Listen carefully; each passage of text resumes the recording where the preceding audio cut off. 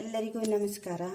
ನಾನಿವತ್ತು ಪುದೀನ ಸೊಪ್ಪಿನ ಮಂಡಕ್ಕಿಯ ಚುಡುವವನ್ನು ಮಾಡಿ ತೋರಿಸ್ತಾ ಇದ್ದೇನೆ. ನೋಡಿ,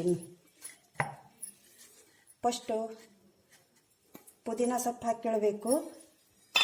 ಆಮೇಲೆ ಇದಕ್ಕೆ ನಾನಿಲ್ಲಿ ಸಂತೆಯಿಂದ ತಗೊಂಡಿರೋದು 2 ಮೆಣಸಿನಕಾಯಿಯನ್ನು ತಗೊಂಡಿದ್ದೇನೆ. ಖಾರ ನಿಮ್ಮಿಷ್ಟ, ನಿಮಗೆ ಬೇಕಾದಷ್ಟು ಹಾಕ್ಕೋಬಹುದು. ಆಮೇಲೆ ಇದಕ್ಕೆ ಉಪ್ಪು ಸ್ವಲ್ಪ ಹಾಕ್ಕೊಳ್ಳಿ, ಯಾಕೆಂದರೆ ಮಂಡಕ್ಕಿಯಲ್ಲಿ ಉಪ್ಪಿರುತ್ತೆ. ಆಮೇಲೆ ಇದಕ್ಕೆ ಒಂದು ಅರ್ಧ ಸ್ಪೂನು ಹುಳಿ ಪುಡಿ ಹಾಕ್ತಾ ಇದ್ದೇನೆ.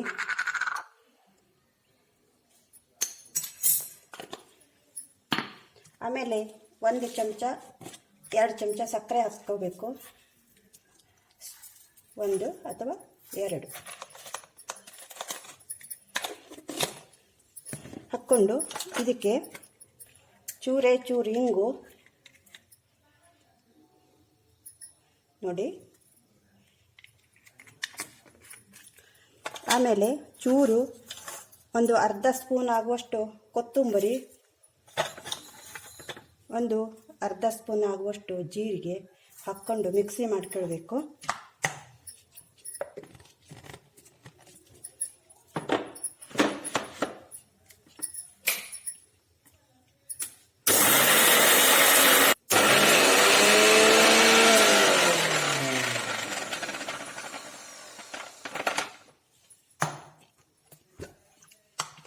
ನೋಡಿ, ಈ ಥರ ಪೇಸ್ಟ್ ಮಾಡ್ಕೊಳ್ಬೇಕು. ಈಗ ಒಗ್ಗರಣೆ ಮಾಡೋಣ.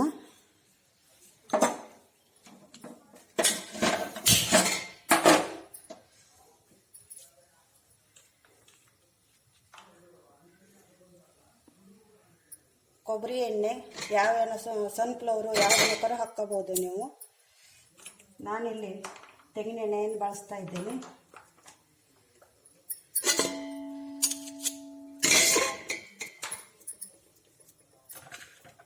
ಆಮೇಲೆ ಇದಕ್ಕೆ ಉದ್ದಿನಬೇಳೆ,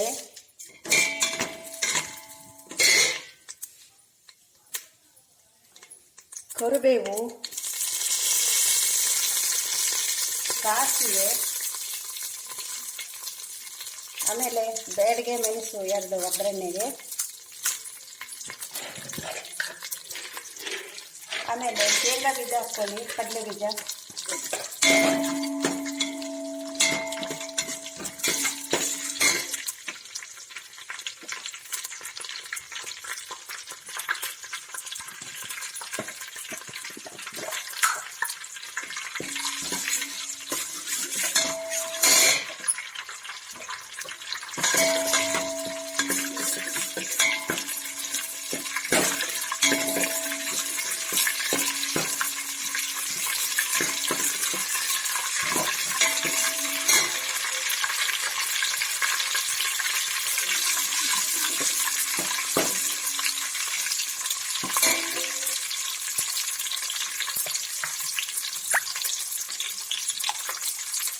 ಇವಾಗ ಈ ಬೀಸಿದ ಮಸಾಲೆಯನ್ನು ಹಾಕ್ಕೊಳ್ಳಿ.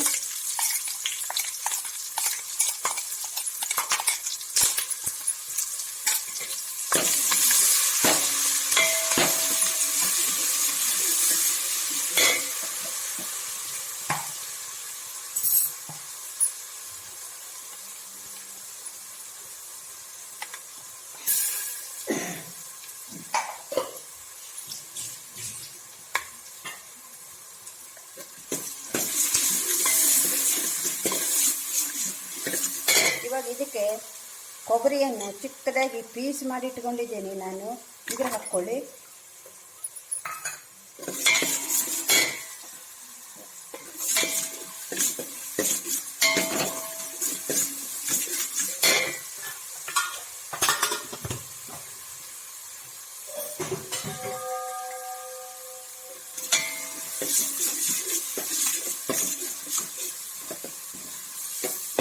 ಚೆನ್ನಾಗಿ ಒಗ್ಗರಣೆ ಮಾಡ್ಕೊಳ್ಬೇಕು. ನೀರಿನ ಅಂಶ, ಈ ಸೊಪ್ಪಿನಲ್ಲಿ ನೀರಿನ ಅಂಶ ಇರುತ್ತಲ್ಲ, ಅದು ಪೂರ್ತಿ ಆರಬೇಕು. ನೀವು ಈ ಥರ ಚುಡುವ ಮಾಡಿ ಇಟ್ಕೊಂಡ್ರೆ ತಿಂಗಳುಗಟ್ಟಲೆ ಆದರೂ ಇಟ್ಕೊಂಡು ಚೆನ್ನಾಗಿ ಇಟ್ಕೊಂಡು ತಿನ್ಬೋದು, ಅಷ್ಟು ಚೆನ್ನಾಗಿರುತ್ತೆ ಇದು.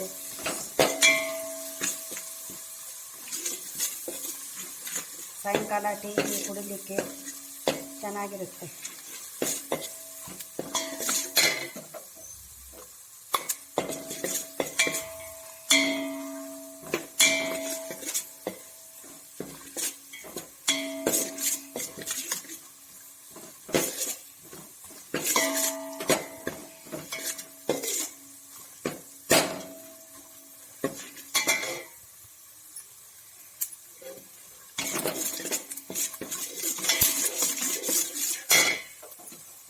ಈಗ ಪುಟಾಣಿ ಹಾಕ್ತಾ ಇದ್ದೀನಿ. ಆಮೇಲೆ ಇದಕ್ಕೊಂದು ಅರ್ಧ ಸ್ಪೂನು ಅರಿಶಿನ ಹಿಟ್ಟು,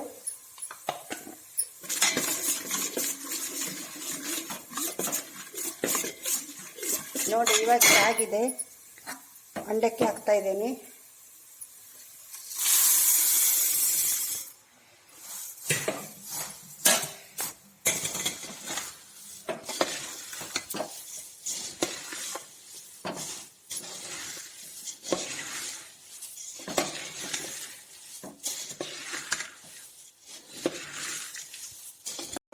ಇವಾಗ ಈ ಮಂಡಕ್ಕಿ ಚುಡುವ ರೆಡಿಯಾಗಿದೆ.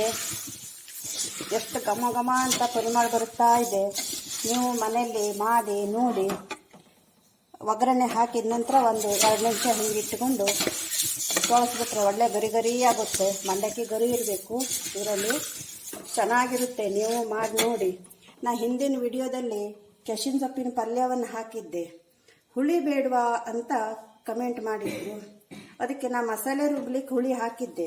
ಅದಕ್ಕಾಗಿ ಸೊಪ್ಪಿಗೆ ಮತ್ತೆ ಇನ್ನೇನು ಹುಳಿ ಬೇಕು ಅಂತಿಲ್ಲ. ನೀವು ಒಮ್ಮೆ ಮಾಡಿ ನೋಡಿ ಎಷ್ಟು ಚೆನ್ನಾಗಿರುತ್ತೆ ಅಂತ. ಮತ್ತೆ ಎಲ್ಲಿ ಕೆಸುವಿನ ಸೊಪ್ಪಿದ್ರು ಹುಡ್ಕೊಬಂದು ಮಾಡ್ಕೊಂಡು ತಿಂತೀರ. ಲೈಕ್, ಶೇರ್, ಕಮೆಂಟ್ ಮಾಡಿ. ಹಾಗೂ ಗೌರಿ ಹೆಗಡೆ ಯೂಟ್ಯೂಬ್ ಚಾನಲ್ಗೆ ಸಬ್ಸ್ಕ್ರೈಬ್ ಮಾಡಿ.